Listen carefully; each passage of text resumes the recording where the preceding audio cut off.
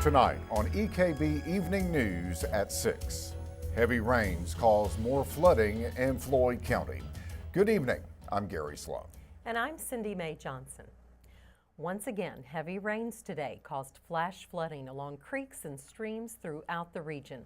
EKB News reporter Shelby Steele went to Floyd County today, where new flooding is hampering efforts to repair damages from previous floods. In less than 2 months, Floyd County has experienced 4 flash flood events, causing the county to go into stress. Floyd County Judge Executive Ben Hale says the county can't catch a break. Because the way these things are happening, if it's happening in the same areas, which it is, it's usually countywide and eastern Kentucky wide. When we're trying to get these repaired, and if they've not been repaired completely, then this flash flooding again tears things up even further. So you'll have more stream embankments that are damaged that's been repaired, then all of a sudden they're washing them back out again because we have not had time to put anything over. Hale explains that today, once again, heavy rain has caused major problems in the county. Another major flash flooding event. A lot of roads that are blocked, a lot more slips. We have some major slips that we think might be AML related because of the massive amount of water that's coming out of the hillside. It seems like we can't catch a break. It just seems like it just keeps pouring on us. The heavy rain Floyd County experienced today prompted Floyd County schools to dismiss at 11:30 to ensure the safety of its students. Other school districts throughout the region also dismissed early. For EKB Evening News at 6, I'm Shelby Steele. In spite of today's flooding, Hale also said emergency personnel did not have to be called out for any rescues today. A Pike County man has pleaded guilty to murder, attempted murder, and first-degree assault for a July 2014 incident that killed 29-year-old Bradley Coleman and injured James Justice and Sherry Chapman. Commonwealth Attorney Rick Bartley prosecuted the case against Daniel Ward and is satisfied with the guilty plea. He shot and killed one man. He shot another man very seriously and shot a woman in the face. This happened at a gathering at the motorcycle club, and there seemed to be some alcohol involved. And what seems to have happened is there was 2 disagreements going on, resulting in him shooting all these people. Our investigation showed that none of those people were armed, and there was no justification for the shooting. Ward entered a guilty plea to all charges 2 weeks ago. Bartley recommended that Ward be sentenced to 20 years on each charge to run concurrently. Ward remains lodged in the Pike County Detention Center. Sentencing is scheduled for May 8th. The University of Pikeville will hire a search firm in order to replace former President James Hurley, who resigned abruptly April 2nd for personal reasons. Former governor and interim president of UPike, Paul Patton, appeared on the Daybreak Morning Show on WDHR this morning and explained how the university intends to find a new president. Well, the chairman is in the process of hiring a search firm, an experienced search firm, and they do this all the time. And so they'll probably finish that this week. He's also appointing a search committee. That'll probably have 6 or 7 people from the board of trustees, maybe some people from the community, and he's asked me to come up with 3 members of the faculty and 1 staff member from the university to have input. So that group of 12, 15 people will be finished for this week. So this search firm this committee will decide the criteria that they want, and they give that to the search firm. Search firm will advertise that, then people will take applications. They'll probably get hundreds of applications, and the search firm will drop that down to maybe 25 or 30 resumes, submit that to the search committee, and then they'll bring that down to maybe 4 people. Patton said he expects a new president to be hired within 3 or 4 months. The U.S. Energy Information Administration says in a new report that coal production in the United States could drop to its lowest level in nearly 30 years. The EIA predicts coal production will total 926 million tons this year, which is 17 million tons less than the agency predicted in its last report. That will be the lowest level since 1987, when 918 million tons were produced. Increased use of natural gas for electricity generation is cited as a cause for less coal consumption. Production is expected to rebound slightly next year to 941 million tons. Last year, the U.S. produced 997 million tons. A Floyd County man was arrested last night and charged with DUI, but his vehicle was not what you might expect. He was on a horse. Late yesterday, Kentucky State Police received a report of a drunk man riding a horse near Betsy Lane. When troopers arrived on the scene, the man had fled on his own feet, leaving the horse behind. Initial reports indicated he might have jumped into the Big Sandy River and swam away. Those reports could not be confirmed before airtime. About 6 hours after the call, 40-year-old Michael D. Kimmel of Harold was arrested at a residence at Justel. He was charged with DUI on a non-motor vehicle, first-degree fleeing police, and other charges. Kentucky State Police Post 4 in Elizabethtown is asking for the public's help in locating 2 escapees from dismal charities in Louisville. 23-year-old Justin M. Fields and 28-year-old Nicholas B. Salyer walked away from the facility last Thursday. Fields is serving a 17-year sentence for manufacturing meth and drug trafficking. He is known to have ties to the Paintsville area. Salyer is serving a 10-year sentence for burglary and has ties to the Georgetown area. The direction of travel as well as clothing description or vehicle description is unknown. Anyone with information is asked to contact KSP Post 4 at 270-766-5078 or contact your local law enforcement. Well, coming up, the White Lightning Zip Line will open this weekend with some special pricing. And the Pikeville City Commission gave special recognition to the city's dispatchers. We'll be back in just 2 minutes.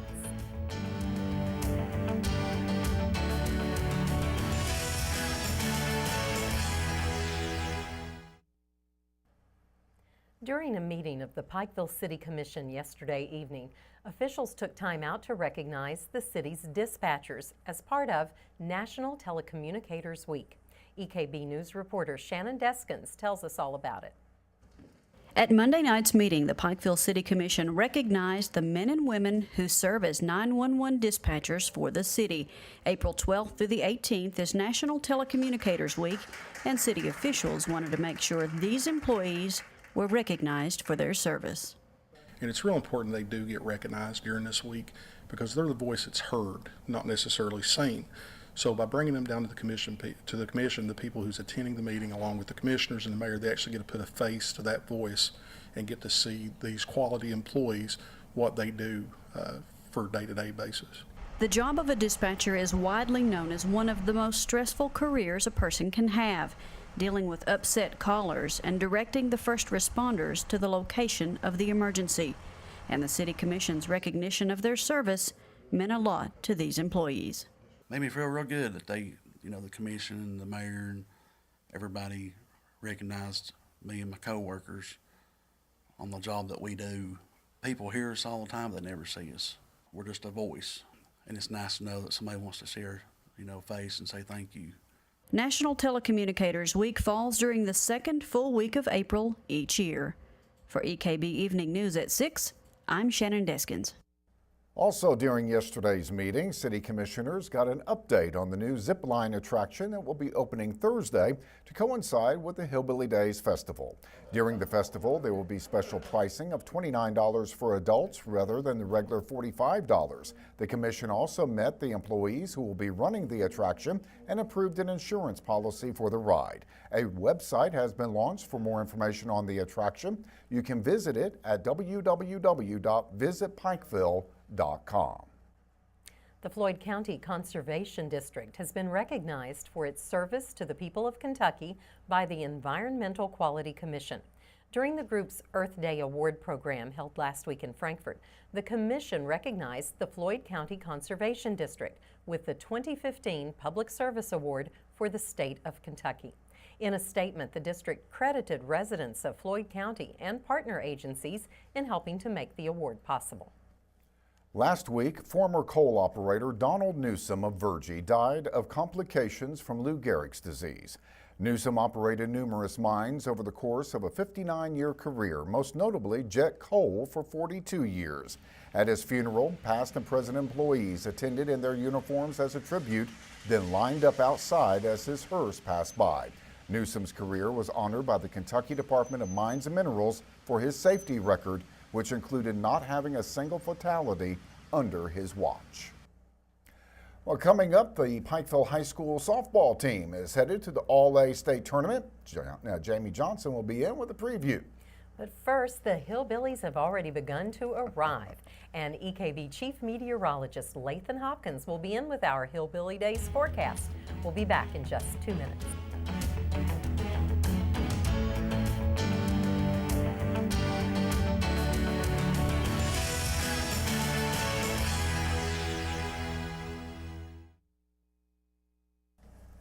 It's been a rainy day. It has been, and some people had some problems today too. We had a lot of locally heavy rainfall across the region, anywhere between 1 to nearly 3 inches of rain across parts of eastern Kentucky, and the rain is still coming down, at least a lighter form of rain.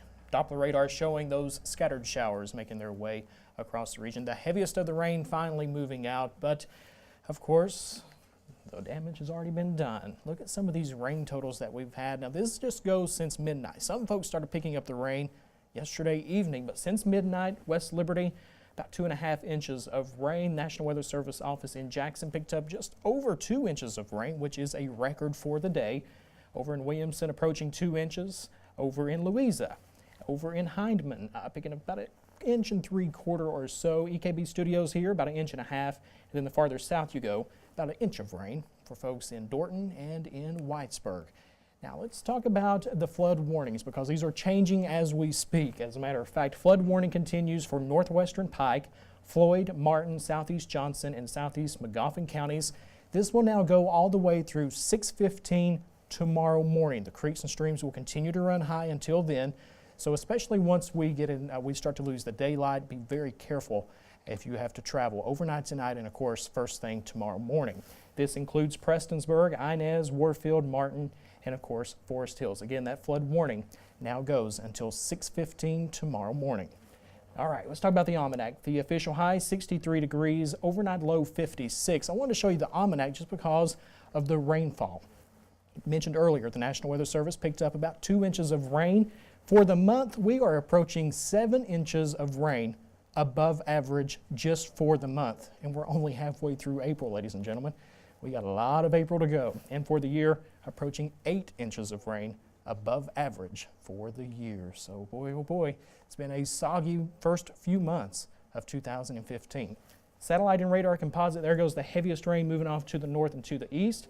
Starting to see some drier weather move in from the south, and that is indeed good news. But unfortunately, we do have more showers, more thunderstorms gathering just off to our south across parts of Mississippi, Alabama, Georgia. This is what we'll have to watch overnight tonight and first thing tomorrow morning, because some of the computer forecasting models are indeed hinting that this rain will continue to make a V-line right toward eastern Kentucky, southwest Virginia, and western West Virginia, just in time for the morning commute tomorrow. So that will definitely be something to keep in mind as you get ready to plan your Wednesday. The rain, of course, today helped keep the pollen levels very low. Well, tomorrow, 9.2 out of a possible 12. May have to lower that depending on how much of that rain actually makes it here into the region. By Thursday, 8.6, and of course by Friday, some drier weather finally trying to move in, 10.5 out of possible 12. And that, of course, is brought to you by Faith Pharmacy, Adams Plaza in Pikeville. We'll keep that 50% chance of rain in the forecast for Wednesday, up to a 60% on Thursday. Friday, 40% chance of rain, 50% chance of rain on Saturday. We just cannot break out of this pattern. But temperatures by the end of the week into the weekend, low to mid 70s. If I had to pick a day for Hillbilly Days, Friday. But it's a Just three-day say, it's a festival. 3-day festival. Friday appears to be the peak day, and we still have the threat of those scattered showers. Just cannot break out this pattern. Too bad. It's not going to be a washout any day, I don't think. Good. So that's good news, but we have another day to watch it, and we'll keep you posted. All right. Thanks, Lathan. Yesterday evening, the Pikeville City Commissioners paid tribute to the 2015 Pikeville Junior High cheerleaders and coaching staff. The team was honored for its 2015 Universal Cheerleaders Association Championship. Commissioners adopted a proclamation congratulating the team, and along with gift certificates and gift cards, other prizes, the team was presented with a road sign that will go right on US 23 in front of Pikeville High School. The sign was provided with the help of the State Transportation Cabinet. Afterwards, as you might imagine, pictures were taken by local photographers and proud parents. Wow, great accomplishment. Yeah, it's a big deal. Absolutely. And we'll be back with sports in 2 minutes.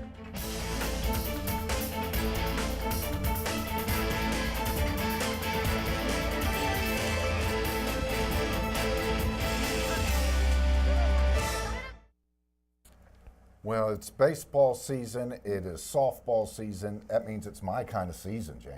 A lot of action last night, too. Stakes were very high last night in Inez as champions would be crowned in both baseball and softball. Fans at Cardinal Park were treated to a couple of dandies as we begin with softball play.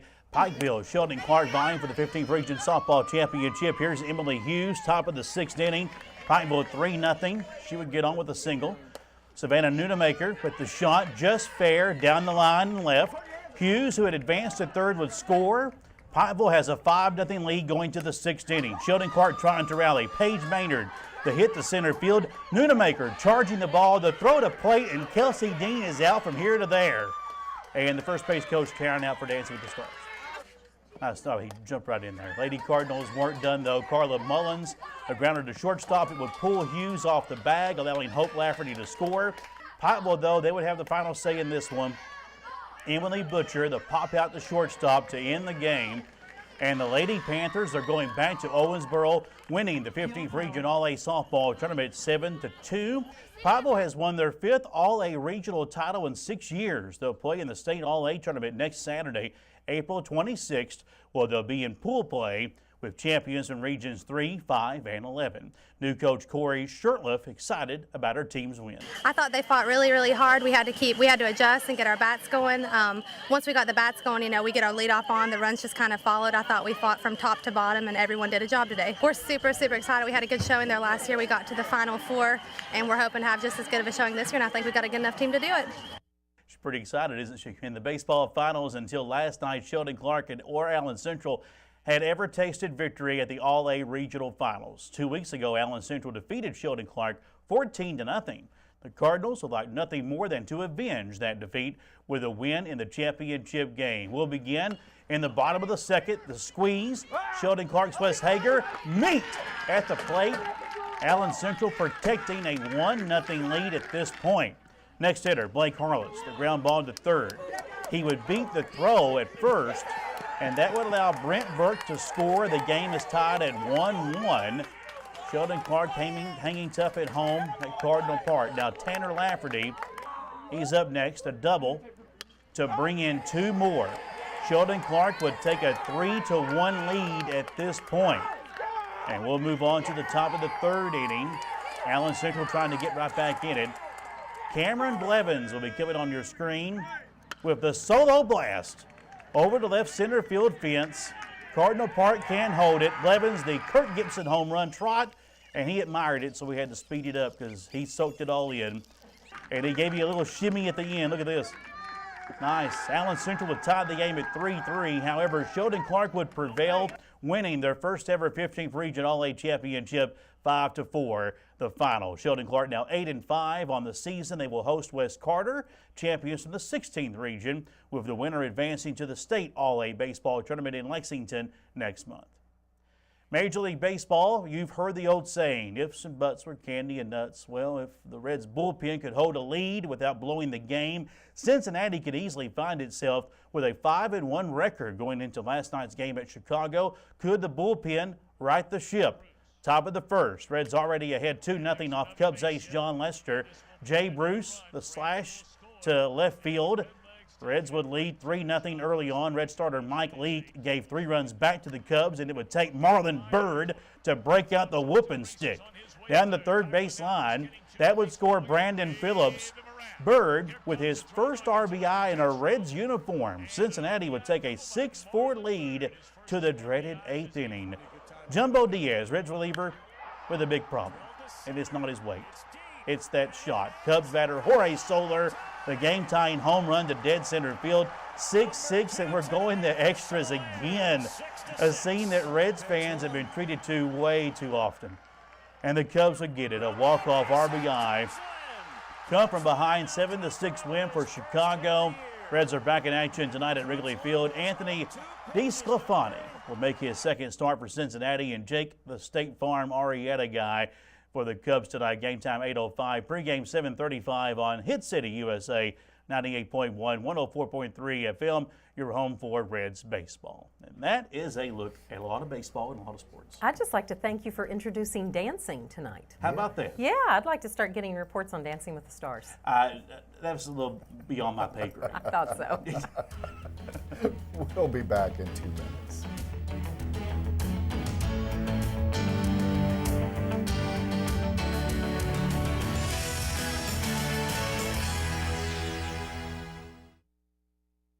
Lathan, more rain on the way. Showers will continue overnight tonight. Then I think we get into another batch of some steady rain by the morning commute tomorrow. Temperatures in the upper 60s. 60% chance of rain on Thursday. That's not good news. But Friday looking much better. 75, just a 40% chance of rain. But each and every day through the big festival, at least a slight chance of those showers and storms.